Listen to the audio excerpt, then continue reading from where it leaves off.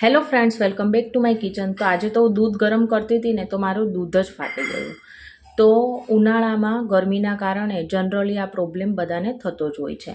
તો આપણે દૂધ છે ને ફેંકી દેતા હોઈએ છીએ, પરંતુ એના માટે થઈને હું એક યુનિક રેસીપી લઈને આવી છું કે તમારે દૂધ ફેંકવું પણ નહીં પડે અને તમે હોશેથી આ રેસીપી ખાઈ લેશો।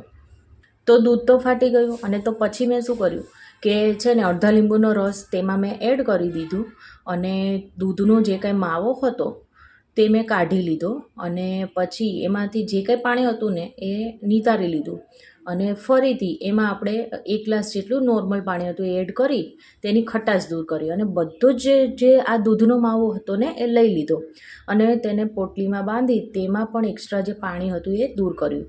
તો જો આ રીતનો કંઈક માવો આપણો આ તૈયાર થયો છે। જો તો કેટલો બધો આ માવો એ છે, તો આને આપણે ફેંકી દેતાય જીવ હાલે નહીં। તો આજે હું ચીલી ફ્લેક્સ અને ઓરેગાનો એડ કરીને એકદમ નવી જ રેસીપી બનાવીશ કે તમે બીજી બધી રેસીપી ભૂલી જ જશો। તો અહીંયા છે ને આપણે આ ચીલી ફ્લેક્સ છે જે આપણે એડ કરીશું।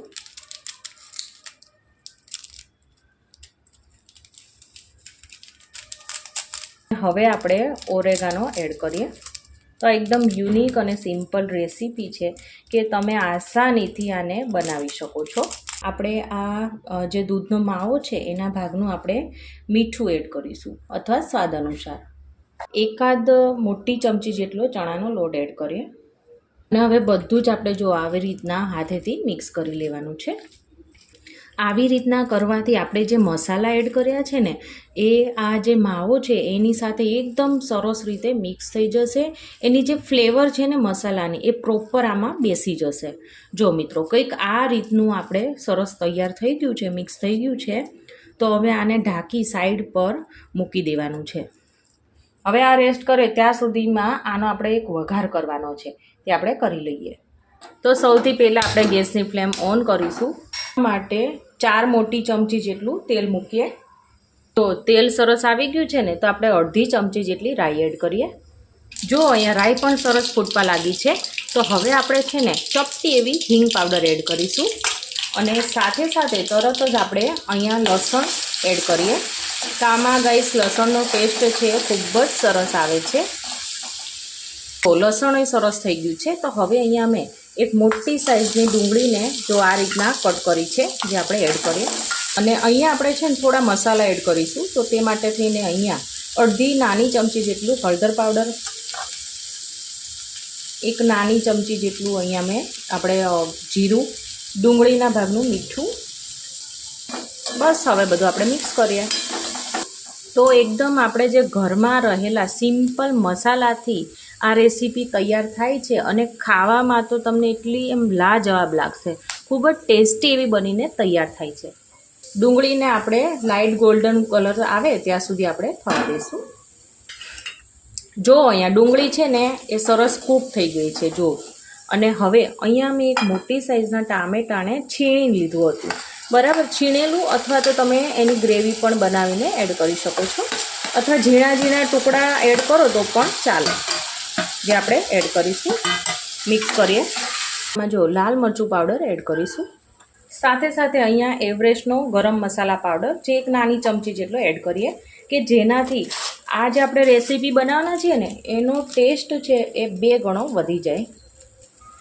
મિક્સ કરીએ। હવે આને ઢાંકી આપણે 2 મિનિટ જેવું થવા દઈશું એટલે પ્રોપર બધું કૂક થઈ જશે। તો 2 મિનિટ થઈ ગઈ છે તો હવે આપણે આ ઢાંકણ ખોલીશું। તો કેટલું સરસ એવું બધું સેટ થઈ ગયું છે, સરસ કૂક થઈ ગયું છે। જો અહીંયા બધા મસાલા સરસ મિક્સ થઈ ગયા છે।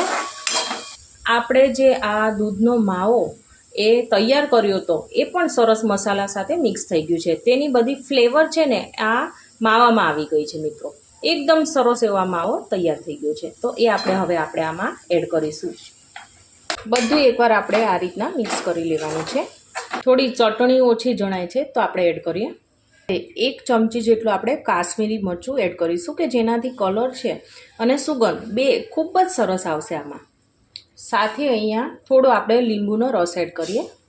જો કે ઓરેગાનો એડ કર્યો છે પરંતુ હજી થોડીક આમાં ખટાશ હોય તો વધારે સારું લાગે। છે ને 1 ચમચી જેટલું માખણ એડ કરીશું મિત્રો. તો માખણથી એકદમ આનો જે ટેસ્ટ છે ને ખૂબ જ સરસ આવશે, એકદમ ક્રીમી ટેસ્ટ આવશે. તો માખણ તો જરૂરથી એડ કરજો મિત્રો. મિક્સ કરીએ, ઢાંકી અને 1 મિનિટ જેવું હવે થવા દેશું, એટલે પ્રોપર તેલ છે ને ઉપર આવી જશે. જો થોડી વાર પછી આપણે ઢાંકણ ખોલીએ છીએ અને જુઓ મિત્રો, અહીંયા તેલ છે ને સરસ એવું ઉપર આવી ગયું છે. તમને અહીંયા જો દેખાઈ રહ્યું છે ને, જો બધી સાઈડથી જોયું, એકદમ પ્રોપર એવું આપણે આ કૂક થઈ ગયું છે મિત્રો. જો આને હવે આપણે વધારે કૂક કરવાની બિલકુલ જરૂર નથી. તો આપણું આ જે શાક છે કે પછી તમે આને પનીર ભુરજી પણ કહી શકો છો મિત્રો, તો ફાટેલા દૂધમાંથી બનાવી છે. જુઓ મિત્રો, એકદમ સરસ એવી આપણે હોટલને પણ ટક્કર મારે ને એવી સરસ બની છે. જુઓ મિત્રો, જોયું. હવે ગેસની ફ્લેમ બંધ કરી દઈશું. આપણે ફ્રેશ કટ કરેલા લીલા ધાણા એડ કરીએ.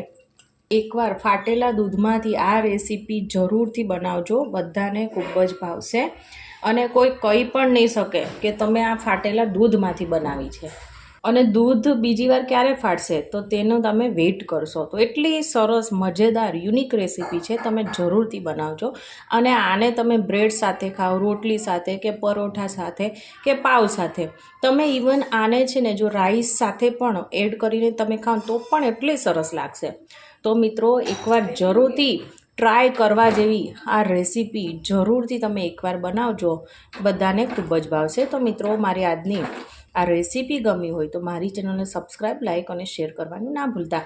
તો આપણે ફરીવાર મળીશું એક નવા જ ઉપયોગી વિડીયો સાથે. Thank you for watching.